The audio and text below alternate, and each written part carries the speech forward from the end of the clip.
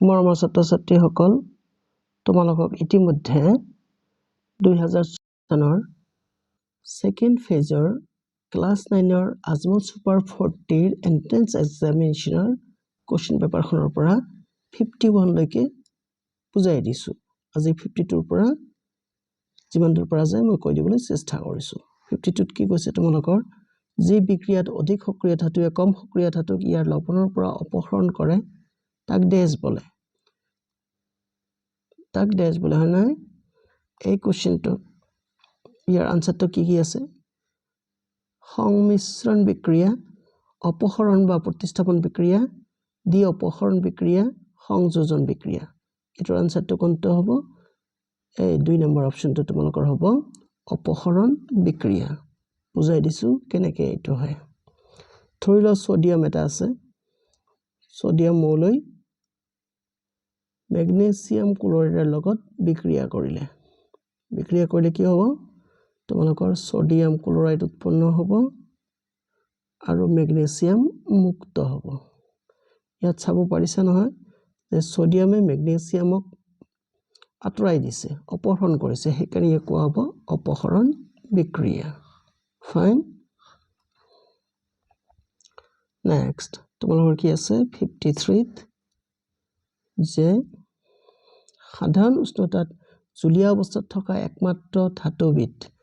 ইয়াত ধাতু কৈছে নহয়, ইংৰাজীটো চাইছে তোমালোকে নন মেটেল, তাৰ মানে এইটো অধাতু হ'ব লাগিব, হয় নাই? প্ৰিন্টিং মিষ্টেক হৈছে এইটো। এইটো তোমালোকৰ কি হ'ব? ব্ৰমিন আছে, ফসফৰাছ আছে, তাৰপিছত সালফাৰ আছে, নাইট্ৰজেন। তেন্তে কোনটো হ'ব? এইটো হ'ব তোমালোকৰ ব্ৰমিন। তোমালোকে মুখস্থ ৰাখিবা এইটো ব্ৰমিন। নেক্সট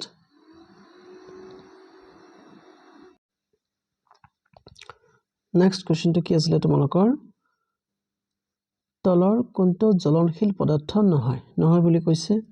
LPG ই নহয়, ই কিন্তু জ্বলনশীল পদাৰ্থ। ফাইন।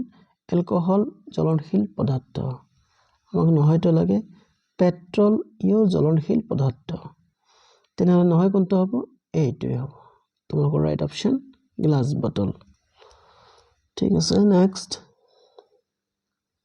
55ত কি কৈছে নো? বায়ুৰ অনুপস্থিতিত কয়লাক গৰম কৰিলে যি ডাঠ কলা তৰল পদাৰ্থ উৎপন্ন হয় তাক ডেছ বোলে। তৰল পদাৰ্থৰ কথা কৈছে যিহেতু এইটো হ'ব, চাৰ্কলটো হ'ব নোৱাৰে, ই কঠিন। তাৰপিছত কোলটাৰ হ'ব নোৱাৰে, কোলটাৰ ইয়াত আছে। আকৌ কক ইও কঠিন পদাৰ্থ, পেট্ৰলিয়াম ইটো নহয়। তেনেহ'লে আমাৰ কোনটো ৰাইট হ'ব? ৰাইটটো হ'ব তোমালোকৰ কোলটাৰ অৰ্থাৎ আলকাট্ৰা। ফাইন, এইটো গ'ল। নেক্সট 56ত কি আছে? 56ত আছে ৰূপ, সোণ, প্লেটিনামক নিষ্ক্ৰিয় ধাতু বোলে কাৰণ ই ব্যয়বহুল, ই বহুমূলীয়া, ইয়াৰ সক্ৰিয়তা কম। আটাইকেইটা কোনটো ৰাইট হ'ব? ইয়াৰ সক্ৰিয়তা কম, অৰ্থাৎ তোমালোকৰ 3 নম্বৰ অপশ্যনটো কাৰেক্ট হ'ব। নেক্সট 57ত কি কৈছে? যে পবনী প্ৰদূষণৰ প্ৰতি অধিক সচেতন, গতিকে তাই প্ৰদূষণৰ প্ৰভাৱ কম কৰিবলৈ তলৰ কোনটো ইন্ধন ব্যৱহাৰ কৰিব? এইটো কৈছে না, প্ৰদূষণ কম কৰিবৰ কাৰণে ডিজেল নহ'ব, কাৰণ প্ৰদূষণ বঢ়ায়। LPGও প্ৰদূষণ বঢ়ায়। তাৰপিছত ইফালে পেট্ৰল ইটো বঢ়াবই। তেনেহ'লে এইটো হ'ব আমাৰ CNG অৰ্থাৎ কম্প্ৰেছড নেচাৰেল গেছ। এইটো 58 নম্বৰ কুৱেশ্যনটোত কি কৈছে? তোমালোকৰ যান বাহনত ইন্ধন হিচাপে ব্যৱহাৰ কৰা পেট্ৰল অথবা গেছলিন হৈছে hydrocarbon, alcohol, carbohydrate, hydrocarbon and alcohol. কোনটো হ'ব? এটা মুখস্থ ৰাখিবা তোমালোকে, এটা হৈছে হাইড্ৰকাৰ্বন। নেক্সট 59ত কি কৈছে তোমালোকৰ? সূৰ্যই ডেছৰ দ্বাৰা তাপ আৰু পোহৰ উৎপন্ন কৰে, দহনৰ দ্বাৰা, প্ৰদাহৰ দ্বাৰা, প্ৰজ্বলনৰ দ্বাৰা, পাৰমাণৱিক বিক্ৰিয়াৰ দ্বাৰা, আৰু লাষ্টলি কি দিছে? আলোক ৰাসায়নিক বিক্ৰিয়াৰ দ্বাৰা।